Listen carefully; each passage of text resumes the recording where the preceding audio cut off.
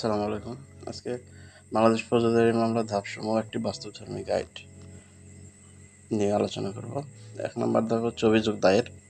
থানায় বা আদালতে অভিযোগ জমা ভুক্তভোগী বা অন্য কেউ দায়ের করতে পারে। এর ভিত্তিতে তদন্ত শুরু হয়।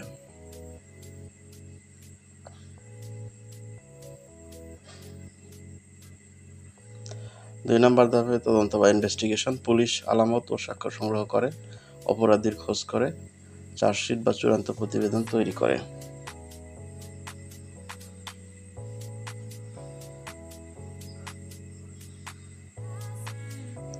৩ নম্বর ধাপ হচ্ছে চার্জ গঠন বা ফ্রেমিং অফ চার্জেস। আদালত অভিযোগপত্র পর্যালোচনা করে অপরাধ প্রমাণযোগ্য হলে চার্জ গঠন করে আসামিকে চার্জ করে শোনানো হয়।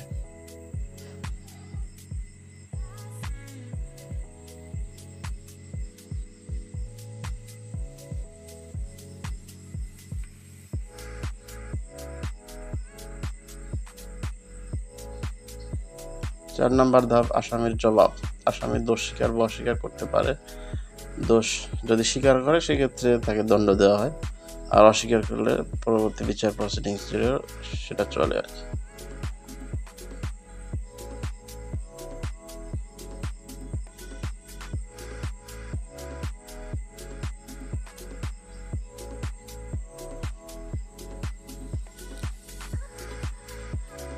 পাঁচ নম্বর ধাপ সাক্ষ্য গ্রহণ। বাদী পক্ষ সাক্ষ্য উপস্থাপন করে, আসামি পক্ষ জেরা করে। চাইলে আসামিও সাক্ষ্য দিতে পারে যদি মনে করে সে তার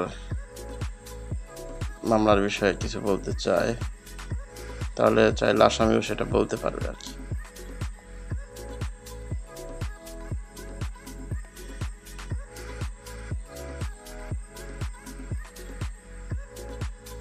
চার নম্বর ধাপ হচ্ছে জবানবন্দি। বিচারক আসামিকে প্রশ্ন করেন, আসামি নিজের দিকে ব্যাখ্যা করে। আসামিকে বিচারক প্রশ্ন করতে পারে যদি আসামি মনে করে সে প্রশ্নগুলোর জবাব দিবে না আর কি। 7 নম্বর ধাপ হচ্ছে যুক্তিতর্ক বা আর্গুমেন্ট। বাদী ও আসামি পক্ষ যুক্তি উপস্থাপন, বিচারক তা বিচার করেন। এক্ষেত্রে দুই পক্ষ তাদের যুক্তিতর্ক উপস্থাপন করবে এবং বিচারক তাদের যুক্তিতর্ক শুনে বিচার কার্য করবে।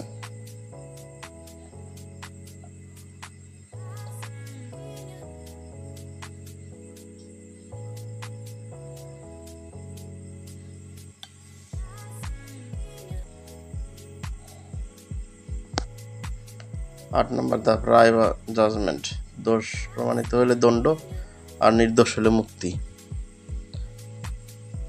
যদি আসামির দোষ প্রমাণ হয় সেক্ষেত্রে তার দণ্ড হবে, আর যদি প্রমাণিত না হয় সেক্ষেত্রে সে মুক্তি পাবে।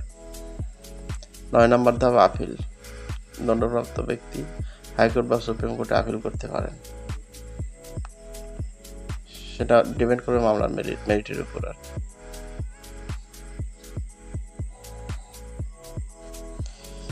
এখানে সংক্ষিপ্ত উদাহরণ দেওয়া আছে যে অভিযোগ, তদন্ত, চার্জ, বিচার, রায়, আপিল। এখন আপনি জানেন ফৌজদারি মামলার প্রত্যেকটি ধাপ।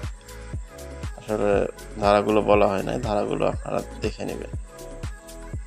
ধন্যবাদ।